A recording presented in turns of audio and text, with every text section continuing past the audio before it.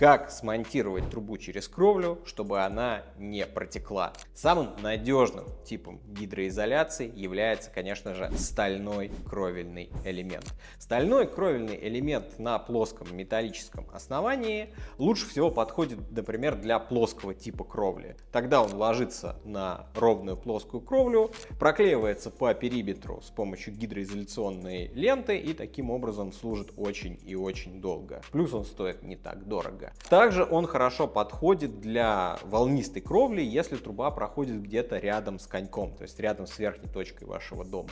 Можно загнать его прямо под конек, и вода затекать не будет никаким образом. Не очень хорошо это выглядит, когда вы делаете такого формата проходку на волнистой кровле где-то посередине. Тогда вы берете плоский лист, гоните его под самый конек, выглядит страшновато, поэтому не рекомендую.